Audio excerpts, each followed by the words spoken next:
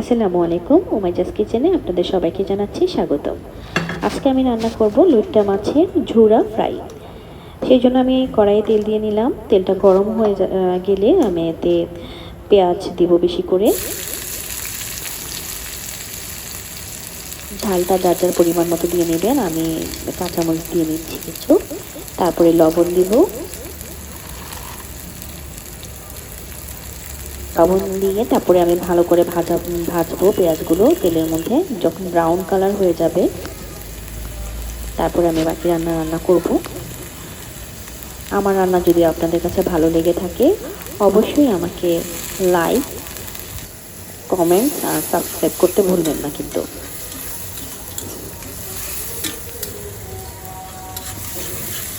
আমি পেঁয়াজগুলো ভাজার জন্য অপেক্ষা করছি। আমরা যখন কোনো কিছু শুরু করতে যাই আসলে মানুষ আমাদেরকে অনেকভাবে বাধা দেয়, বিভিন্নভাবে নিরুৎসাহিত করে। কিন্তু আমাদের কি উচিত জানেন? আমাদের উচিত হচ্ছে আমাদের নিজের মতো করে যেটাই আমরা করি সেটা মনোযোগ দিয়ে করা। কিন্তু অনেক সময় আমরা নিরুৎসাহিত হয়ে পড়ি, কিন্তু আমাদের মনোবল ধরে রাখা অবশ্যই উচিত। আচ্ছা, আমি এখন দিয়ে দিচ্ছি হচ্ছে আদা রসুন বাটা দিয়ে আমি আরও কিছুক্ষণ ভুনে নেব। তারপর আমি লইট্টা মাছগুলো দিয়ে দিচ্ছি। তারপর মাছগুলোকে আমি ভালো করে ভাজবো। আর এর মধ্যে না একটু লেবু পাতা দিয়ে দিলে খুব ভালো লাগে, বাট আমার কাছে লেবু পাতা ছিল না, সেজন্য আমি ইউজ করতে পারি নাই। আপনারা ট্রাই করে দেখতে পারেন।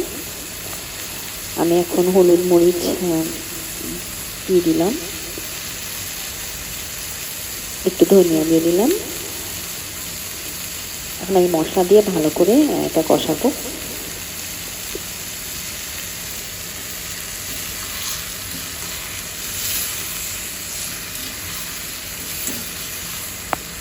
একটু লেবুর রস দিয়ে দিতে পারেন, টেস্ট খুব ভালো হয়। তারপর মাছগুলোকে আমি আস্তে আস্তে হয়ে গেলে ঝোলা ঝোলা করতে থাকবো।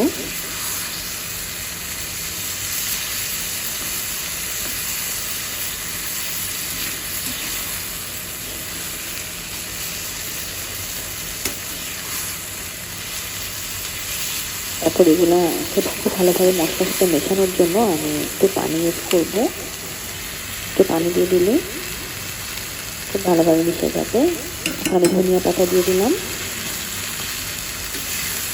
ধনিয়া পাতার গন্ধটা এই লইট্টা মাছে যে আলাদা একটা গন্ধ থাকে সেটাকে নির্মূল করবে। এখন পানি দিয়ে ভালো করে মেশাচ্ছি।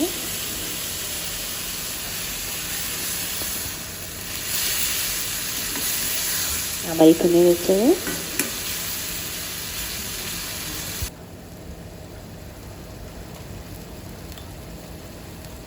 প্রায় হয়ে আসছে। এখন আমি জিরার গুঁড়া দিয়ে দিলাম।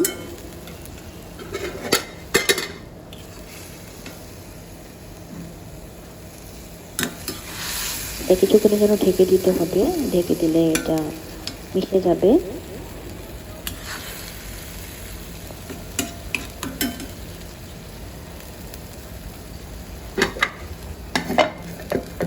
ব্যাস, ঢেকে দিয়ে এখন আমি কিছুক্ষণ অপেক্ষা করব। হয়ে গিয়েছে।